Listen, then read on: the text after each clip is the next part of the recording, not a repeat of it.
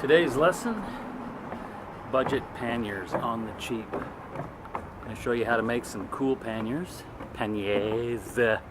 for next to nothing. Livraison, that means delivery in French. And to deliver stuff, you need to be able to carry stuff. And I'm a cheap bastard, I don't like to spend a lot of money. So I'm going to show you how to make these. There you go. See how easy that came off. Another one here. And we're going to make the two for the front this afternoon. Should also mention I live on the second floor, so I don't have a lot of space to park my bike on the balcony.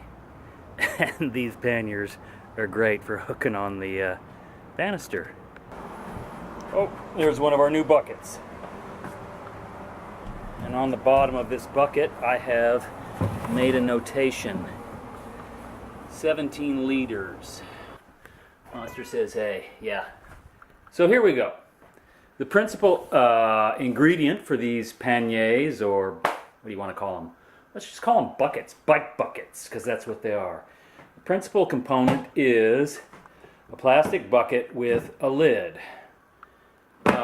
These 17-liter buckets, they hold 17 liters of water, I got from a local sushi shop.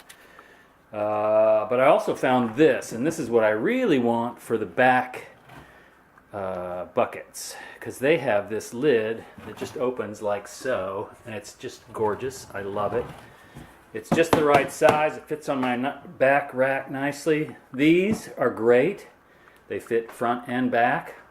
This is too big to put on my front rack, but these, I have 4 of them. But the guys at the sushi shop threw away the lids, so I only have one lid. However, they are going to give me some more here as soon as they empty up some buckets. So, these are free. Why pay for them? They're waterproof. They are virtually indestructible. They make a great kickstand. They make a great place to sit. Multifunctional all the way. Plus, they come with these handy-dandy carry handles, which you can remove very easily if you so desire. Alright, so here I flipped this bucket around, took the lid off, and you can see there is a metal bracket that is attached to the outside. Now I went hog wild and bought stainless steel hardware, although this is not stainless steel, so I may be just wasting my time. But you can see the simple attachment. Nothing to it, right? I don't have to cut anything on this bucket either. All I did was bend these brackets, and before you bend the brackets, they come from the store looking something like this. Little T-brackets. Right, so if you've ever seen a pair of commercially available panniers, generally there's a hook on the bottom of the bag or box or whatever that connects to the bottom of your bike rack and it's usually spring-loaded in some fashion. Okay, we don't have that with this because the weight of whatever you're going to carry in this box, bin, pannier, is going to hold it down on the rack. However, it could still bounce around and conceivably jump off the rack, could jump the rails here. So what I did was I took an old tire inner tube and I made an elastic that attaches to the rack. And I just used these clips, right? There's the female end.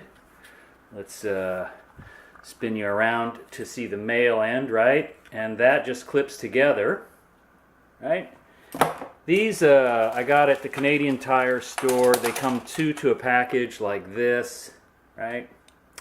And that's it. This is 1 inch. I just used an old tire tube from my bicycle, and on one end I did a little stitch job there. Oof, Frankenstein, lovely. Gets the job done using this is what they call synthetic sinew. Basically all it is waxed nylon thread. I had this left over from my canoe building project, my skin-on-frame canoe. Alright, so 2 of these clips is going to cost you about $3.50. If you want a set of panniers, you're going to have to buy 2 packages of these, I can't read the name, Everbuilt T-clips. They're, I guess they're some kind of framing clip. These are these are 3 inches. There's 2 in each package. Those are $3.70. The stainless steel hardware screws. You don't have to use stainless steel. I did use these little locking nuts though. They have a little plastic thingy in them so they don't slip off. I splurged, okay. So that's going to be another probably $4. So you're looking at about 12 bucks total to get yourself a pair of indestructible bulletproof panniers, waterproof panniers. Okay, quick overview of the tools. I do have an electric drill. You're going to need a drill bit to drill the holes. I'm using 10 by 24 by 1/2 inch Phillips head screws, stainless steel, with washers, 2 washers, and one of these handy dandy little lock nuts for each one. I don't know if that's in focus. I can't see because I don't have my glasses on, but just take my word for it. I got a pair of vice grips, a heavy hammer, some channel locks, a Sharpie for marking. I got my brackets, 2 sets. I got my string here and a good heavy needle. And I have 2 of these clips. I just shot away. Let's see if this one will go. Boom! Awesome! So that's it. That's all you need. Let's get cracking, shall we? Here I'm fixing to bend this part of the bracket. And what I'm going to do is I'm going to I got a pair of vice grips. I'm just going to lay it down. And I'm going to take my ball peen hammer here and beat on this end and get it to bend right here. So here you can see I've got a 90-degree bend going there. You could actually go a little further, but that's entirely up to you. That's step 1. Okay, before I get to bending, I just want to show you how I'm placing the channel lock on this bracket so I can bend it.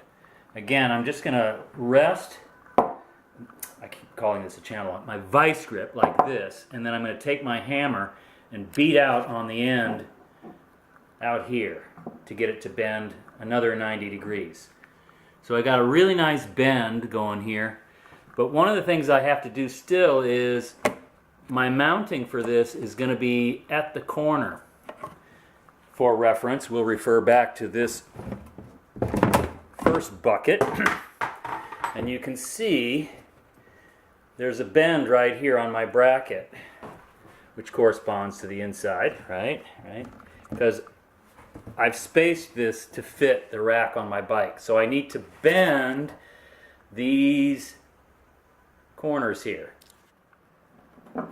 Okay, so here you go. That's where the vice grips are pinched, and I didn't even need the hammer. I just bent this by hand. It's not that big of a deal.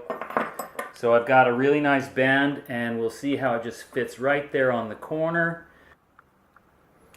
So here I just held it in place with my thumb, made the marks for my holes. I'm going to take a really sharp knife and just twist it on that hole so that my drill will bite in and not wander off all over the place. Like this camera. Oh, shit.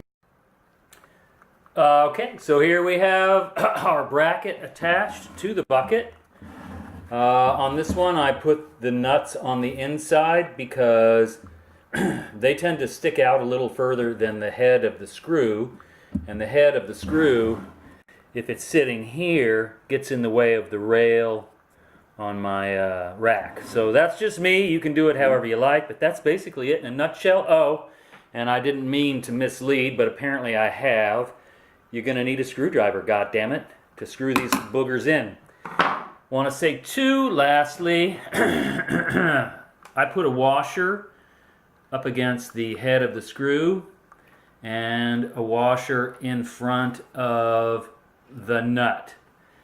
That's just me. You don't have to do that if you don't want to, but it's a good practice. So, okay, so there you see, we have our 2 brackets. Now for the moment of truth. This should fit, I say should fit, front or rear. My brake cable's getting in the way a bit. There you go. Just like talking about it. Huh? Not too shabby.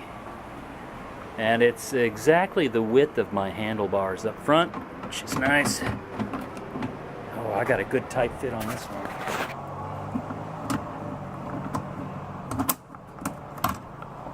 I'll have to bend those a bit. Open them up a bit. That's an easy squeezy fix. There we are. That's it, gang.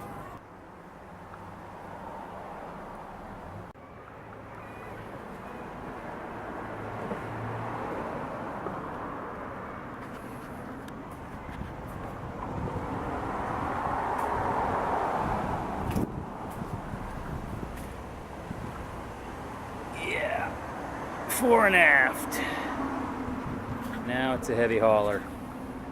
Oh, forgot the trailer.